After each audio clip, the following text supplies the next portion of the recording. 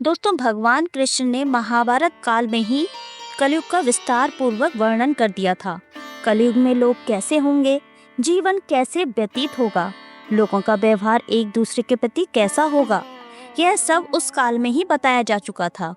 यहाँ हम आपको बताएंगे भगवान कृष्ण द्वारा कलयुग के बारे में बताई गई 5 ऐसी कड़वी बातें जो आज 100% सच साबित हो रही हैं। महाभारत के समय की बात है। पांचों पांडवों के मन में कलयुग के बारे में जानने की इच्छा थी। तब पांचों पांडवों ने भगवान श्री कृष्ण से कलयुग के बारे में चर्चा की और कलयुग के बारे में विस्तार से पूछा। वह जानने की इच्छा जाहिर की कि कलयुग में मनुष्य कैसा होगा, उसके व्यवहार कैसे होंगे और उसे मोक्ष कैसे प्राप्त होगा। इन्हीं प्रश्नों का उत्तर देने के लिए भगवान श्री कृष्ण पांचों पांडवों से कहते हैं, तुम पांचों भाई वन में जाओ और जो कुछ भी दिखे वह आकर मुझे बताओ। मैं तुम्हें उसका प्रभाव बताऊंगा। पांचों भाई वन में गए। युधिष्ठिर महाराज ने देखा कि किसी हाथी की 2 सूंड है। यह देखकर उनके आश्चर्य का ठिकाना न रहा। अर्जुन दूसरी दिशा में गए। वहां उन्होंने देखा कि कोई पक्षी है, उनके पंखों पर वेद की रचनाएं लिखी हुई हैं, पर वह पक्षी मुर्दे का मांस खा रहा है। यह भी आश्चर्य है।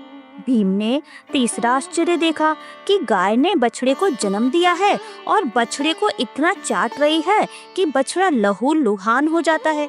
सहदेव ने चौथा आश्चर्य देखा कि 6-7 कुएं हैं और आसपास के कुओं में पानी है, किंतु बीच का कुआं बिल्कुल खाली है। बीच का कुआं गहरा है, फिर भी पानी नहीं है। 5वें भाई नकुल ने भी एक अद्भुत आश्चर्य देखा कि एक पहाड़ के ऊपर से एक बड़ी शिला लुढ़कती लुढ़कती आती और कितने ही वृक्षों से टकराई, पर उन वृक्षों के तने उसे रोक न सके। कितनी ही अन्य शिलाओं के साथ टकराई, पर वह रुक न सकी। अंत में एक अत्यंत छोटे पौधे का स्पर्श होते ही वह स्थिर हो गई। पांचों भाइयों के आश्चर्य का कोई ठिकाना न रहा।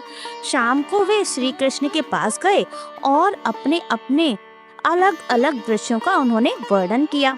सबसे पहले युधिष्ठिर महाराज ने बड़ी हैरानी से श्री कृष्ण को बताया कि मैंने वहां 2 सूंड वाले हाथी को देखा। यह सुनकर भगवान ने कहा कि कलयुग में ऐसे लोग राज्य करेंगे जो बोलेंगे कुछ और करेंगे कुछ और। ऐसे लोग दोनों ओर से शोषण करेंगे। फिर भीम ने बताया कि उसने एक गाय को देखा जो अपने बछड़े को इतना चाट रही थी कि उसका खून निकल रहा था। तब भगवान श्री कृष्ण ने कहा, कलयुग का आदमी शिशुपाल हो जाएगा। अपने बालकों के लिए इतनी ममता करेगा कि उन्हें अपने विकास का अवसर ही नहीं मिलेगा। किसी का बेटा घर छोड़कर साधु बनेगा तो हजारों व्यक्ति का दर्शन करेंगे, किंतु यदि अपना बेटा साधु बनता होगा तो रोएंगे कि मेरे बेटे का क्या होगा। इतनी सारी ममता होगी कि उसे मोह माया और परिवार में बांध कर रखेंगे और उसका जीवन वहीं खत्म हो जाएगा। अंत में बेचारा अनाथ होकर मरेगा। वास्तव में लड़के तुम्हारे नहीं हैं, वे तो बहुओं की अमानत है। लड़कियां जमाइयों की अमानत है और तुम्हारा यह शरीर मृत्यु की अमानत है। तुम्हारी आत्मा परमात्मा की अमानत है। अर्जुन ने आगे बताया कि उसने एक पक्षी देखा जिसके पैरों पर वेदों की रचनाएं लिखी हुई थी, लेकिन वे एक मनुष्य का मांस खा रहा था। इस पे भगवान श्री कृष्ण ने कहा कि कलयुग में ऐसे लोग रहेंगे जो बड़े बड़े पंडित और विद्वान कहलाएंगे, किंतु वे यही देखते रहेंगे कि कौन सा मनुष्य मरे और हमारे नाम संपत्ति कर जाए। संस्था के व्यक्ति विचारेंगे कि कौन सा मनुष्य मरे और संस्था हमारे नाम हो जाए। हर जाति धर्म के प्रमुख पद पर बैठे विचार करेंगे कि कब किसका श्राद्ध है।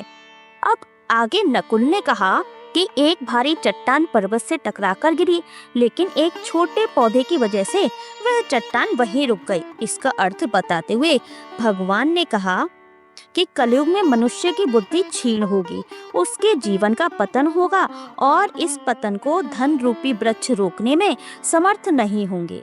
लेकिन हरि नाम रूपी एक छोटे पौधे से व्यक्ति का जीवन पतित होने से रुक जाएगा। हरि कीर्तन से मनुष्य की बुद्धि प्रभावशाली होगी। फिर सहदेव बोले कि हे भगवान, मैंने वन में बहुत से कुएं देखे जिनमें से केवल बीच का कुआं खाली और गहरा था।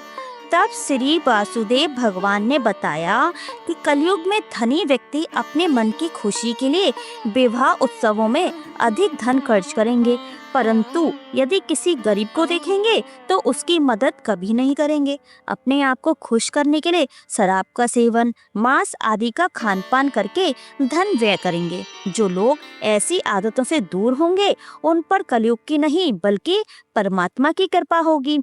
तो दोस्तों, ये है कलयुग के 5 कड़वे सत्य जो भगवान श्री कृष्ण द्वारा बताए गए थे और आज वह सत्य भी साबित हो रहे हैं। आपको हमारा वीडियो कैसा लगा हमें कमेंट करके अवश्य बताइएगा। वीडियो को शेयर कर दीजिएगा। चैनल को सब्सक्राइब करके बेल आइकन का बटन दबाना बिल्कुल भी ना भूलिएगा। जय श्री कृष्ण। राधे राधे।